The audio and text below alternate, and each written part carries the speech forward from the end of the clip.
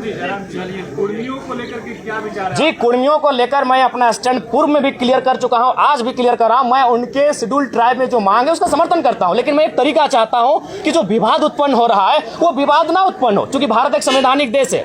भारत के संविधान आर्टिकल 48 के ए में वन्य जीवों की सुरक्षा की बात करता है। तो कुर्मी कौम इस राज्य की सबसे बड़ी एकल आबादी है, सबसे बड़ी एकल आबादी अगर इस राज्य की कोई है तो कुर्मी है। सबसे अगर शहादत की एक लंबी लिस्ट निकाली जाएगी तो आधी शहादत आपको कुर्मी कौम से दिखेगा, चाहे निर्मल महतो रहे, शक्तिनाथ महतो रहे, सुनील महतो रहे, ऐसे किस्से खत्म नहीं होंगे।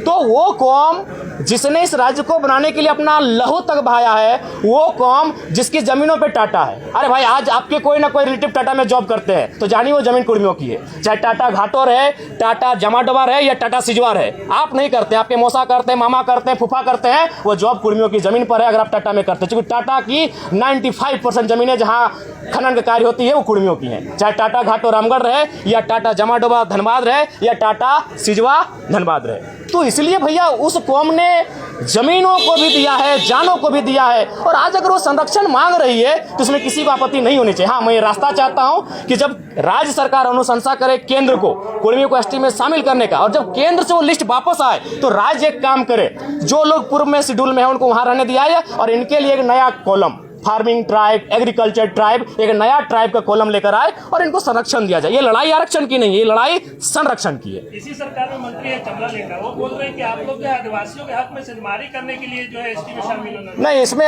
हक में उनको बोलिए इतिहास को पढ़े, अपने इतिहास को पुख्ता करे। 1931 जब अंग्रेजों का अंतिम जनगणना हमारे सामने प्रस्तुत हुआ था, उसमें 12, एक शायद घासी को हटाया गया और कुर्मी को, बाकी 11 लोग आज शेड्यूल ट्राइब में हैं, यानी 13 लोगों के साथ कुर्मी शेड्यूल ट्राइब, उसमें शेड्यूल ट्राइब नहीं था, उसमें प्राइमिटिव ट्राइब नाम था, उस सूची में सम्मिलित थे। बिल्कुल, सरना कोड का हम बिल्कुल समर्थन करते हैं। एक आदिवासी कौम, चूंकि इस राज्य का निर्माण ही एक आदिवासी राज्य के रूप में हुआ है और आदिवासियों की भावना सरना धर्म कोड पे आधारित है, अतः उनका इस धर्म कोड की मांग को सरकार पुरजोर तरीके से लागू कराने के लिए पहल करे। धन्यवाद, जोहार, नमस्कार। जयराम जी, एक सवाल, आपके जो आलोचक हैं वो आपको केजरीवाल बता रहे हैं झारखंड का। अरे तो बहुत बड़ा बात है यार, केजरीवाल 10 साल सीएम रहे, तो केजरीवाल कोई कम? केजरीवाल का आप आलोचना कर सकते हैं, लेकिन उन्होंने जिस विजन को दिल्ली के माध्यम से देश को दर्शाया उसको आप नकार नहीं सकते हैं। पिछली बार तो आप भी केजरीवाल की आलोचना नहीं, केजरीवाल की आलोचना के लिए नहीं, केजरीवाल से तुलना जी नहीं, बिल्कुल हमारी तुलना कैसे हो सकती है? वो कहाँ सीएम रह चुके, हम विधायक हैं।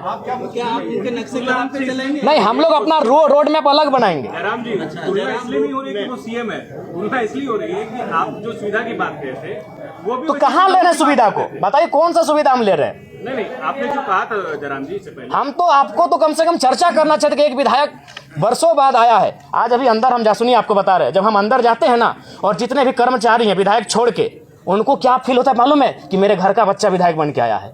बाकी विधायक, अब तो अंदर चुके आपको कैमरा अलाउड नहीं देखिएगा, बाकी विधायक से मिलते हैं, एक माननीय के तर्ज पे मिलते हैं, हमसे मिलते हैं, कंधे पे हाथ रखते हैं, ऐसे मिलते हैं। हम कभी उनको नहीं बोलते, क्योंकि उनको लगता है हम उनके घर का बच्चा है, जबकि एक माननीय का प्रोटोकॉल होता है। कई वीडियो हमारा देखिएगा, दरोगा एक थाना प्रभारी आके हमको ऐसे हाथ पकड़ लेता है, जबकि हमारे दोस्त हमें कान में कहते हैं कि प्रोटोकॉल के हिसाब से आपसे बहुत जूनियर है, वो आपके साथ ऐसा व्यवहार नहीं कर सकते हैं, तो हम उनको बोलते